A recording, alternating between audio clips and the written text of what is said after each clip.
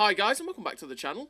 Today I've got two replays in the American Tier 8 Premium Heavy Tank, the M6A2E1, the Bog Horror.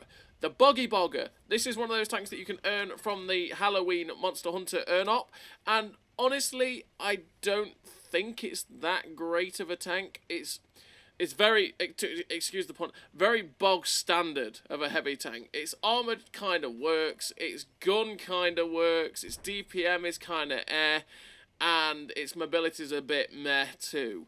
The whole tank is just very meh. That's the way of describing it. It is a very bog standard heavy tank in everything it does. The Boggy Bogger just sort of trundles along, slaps some rounds out, makes a lot of credits, and blocks a fair few shots. But is it exceptional in any way? Not really. And to be honest, it's one of those tanks that kind of struggles a little bit at times because it's a little bit slow. The armor's really hit and miss. The gun handling's a little bit hit and miss. The DPM, like I say, is a little bit hit and miss. Like, the good thing it has is 10 degrees of gun depression. And the frontal turret armor, if you're using your gun depression, is pretty damn nice. And I believe it's got a 67% silver earn rate, which is really good for a Tier 8 premium heavy tank. That's pretty damn good. That's one of the best ones you can get. That's not one of the special tanks, is what I'd list it as, you know, like the Crimson Steel ones. So that's something that goes for it.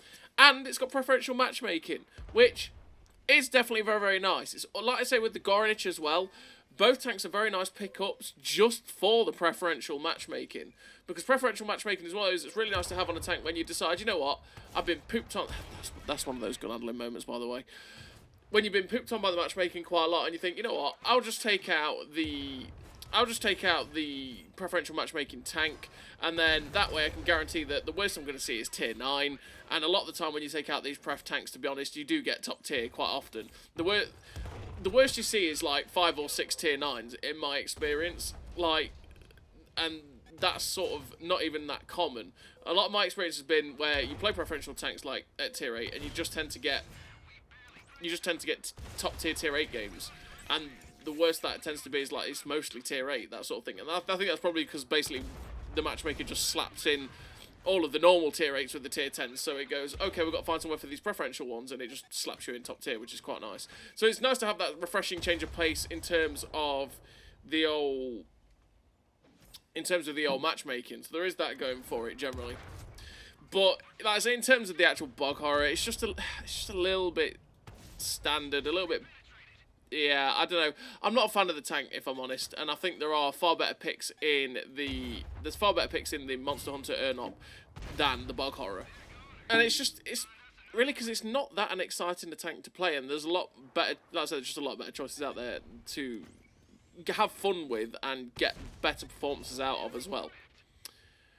So in terms of a crew on the Bog Horror, run a pretty standard heavy tank crew. Are on Born Leader, Rapid Reload, Sixth Sense, Situational Awareness, Trap Mechanics, Steady Aim, Snapshot, Run and Gun, Off-Road Driving. Off-Road Driving, because the ground resistances on the Bog Horror aren't that good, so I want to help it as much as possible to get up to its top speed if I can, so that I can at least hit my 35 km/h top speed that this tank has. And then, 29 km/h top speed that this tank has, which is another thing. It's really slow.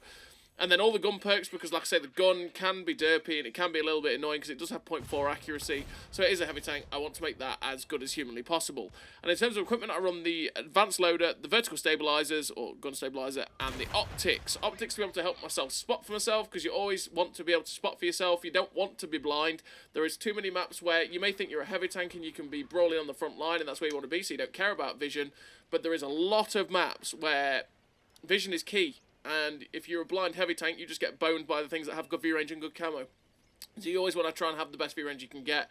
And like I said, gun handling with the gun stabilizer, you always want to try and make that as good as it possibly can be for a heavy tank. So yeah, the Bog Horror, I mean, it's got the old school T29 and T32 guns, so it's got 198 penetration on the AP. It's got 245 penetration on the APCR. 245% penetration for an APCR round for a preferential premium tank is not too bad. 198 can be a bit lacking at times at tier 8, but you are a pref matchmaking tank, so again, 198 is actually pretty good for a pref matchmaking heavy tank. A lot of them tend to have, like, what? Unless it's a Liberté, a lot of them seem to be around the 175 pen mark area, which is really sad. So yeah, that's pretty good actually for a pref premium. And then with your view range, you actually have 380 meters view range as well, which is pretty decent for a tier 8 heavy tank. It's pretty standard tier 8 view range, and that means you can get that up to a pretty damn good standard. And as you can see in this first game, we managed to get to the victory. We came top on the team. We got 4 kills, 3k damage, 1300 assistance, 3.7k blocked, which, like I said, the armor in this tank is pretty nice. That's the first class steel wall, the Confederate and that, 1553 base XP. Like I said, the armor can work when you're top tier, and it's really quite nice for your top tier if you're keeping yourself in those hull down positions. But as soon as you're starting to face the tanks that have 260 pen, they seem to start to go through the cheeks where your upper plate is. They start to go through your turret front really easily. And to add to that, the turret cupola on, well, the cupola on top of the turret tends to starting to get wrecked as well. And add to that with the turret, if you start to look away from people and start to turn your turret ever so slightly to the left or right, all of a sudden your turret armor goes from being pretty damn nice to pretty damn poor, and people start to pen it really easily too, which is a sad time for the Boggy Bogger. So we're on to the second game, and the second game we are on this map, which is Pearl River. And on Pearl River, I have decided that I'm going to go along the JK line. We're going to go along the JK line, take the low ground, go along the K line, and then sweep round into the enemy base if we can. And that way we can also sweep into the middle if we have to, if they've taken the middle too much. So this is always the hope. You always want to be looking to your left as you're crossing this gap here, because you always get the chance to have some shots. Unfortunately, we go for the shot on the Dragon there, and the shot just whiffs. But I mean, it's 0.4 accuracy, and we're on the move. It's not going to quite hit those shots. 8-second reload for 320 isn't horrendous, but it's also not that quick. It's just, I'd say this tank is exceptionally bog standard. It's just what it is. It sort of trundles along at 29 kilometers an hour. It dishes out damage pretty slowly, but pretty steadily. It bounces shots here and there, but also takes pens quite easily as well. The one thing you do have to be careful with the Bog Horror as well is they shoot you towards the back to middle of the tank. You will get set on fire because the fuel tanks are all along that edge, because it is like the M6, and yeah, you start to take hits and burn, which is never a good thing. So as you can see, we've pushed up to this area here on Pearl River. We've found that we've not really faced anything, so I decided, you know what, okay, I'm going to use my armor, I'm going to use my, well, I say my ability, I'm going to use my armor here to block some shots, and we're going to move up to being in point blank range with the enemy team here, because the gun can be troll, and I don't want to test it at range, so I want to get as close as possible to make sure that this gun is going to hit those shots. I was just watching my side there to make sure I wasn't going to take a hit from the people in the middle, which is good, we're not going to. And now we're up into the position we want to be in the Boggy Bogger. We've got these guys directly in front of us. We get shot through the drive wheel of the Projector 46, which tracks him in place. And we're just waiting for the reload to see if we can get another shot in to track him in place or finish him off. Well, we get to pen him, sorry, we don't get to finish him off. Now we're going in on the Indian Panzer, who is not quite a one-shot, but he takes a little bit of ram, and we actually high-roll there for 336 to finish him off. Did we finish him off? No, we hit him for 336, and then the other guy rammed him to death, the Centurion 7-1. So now he's gone. There's not really anything else in front of us, so we're just going to push over and start pushing towards the guys in the middle. We're getting a nice RBRT into the Centurion. The base is under threat, but we do have people back there. And now we're going after this Type 4 Heavy. We load a PCR because the first shot just bounced on the flat side of the Type 4 Heavy. It's clearly not bothered about it, so hopefully we get the reload in time to get a shot in. And with 245 pen, we still bounce off the side of the Type 4 Heavy because, yay. Nice. So the Type 4 Heavy's pulled back, and I've decided, okay, my medium tank's moving into the middle. I could try and get shots into this Shah, which we do manage to get a nice shot into him. But what I want to do is, instead of following this projectile where he's gone, I want to go up into the middle, because this Type 4 seems to be moving back into the centre at E6.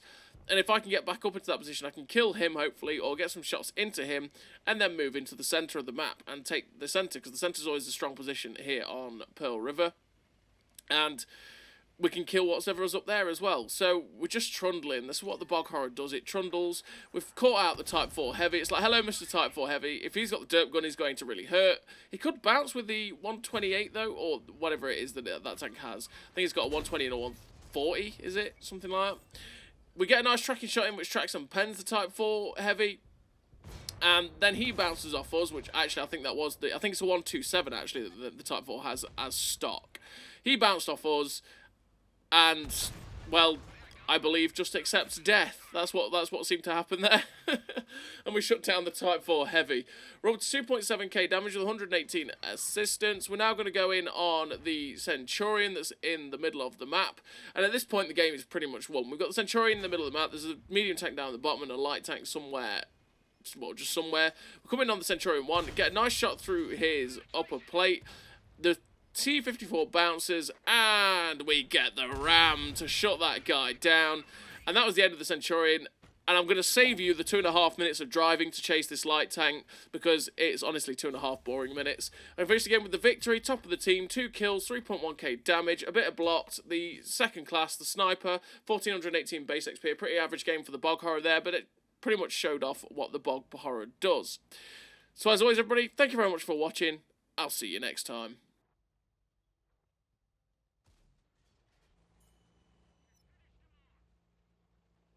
Great success.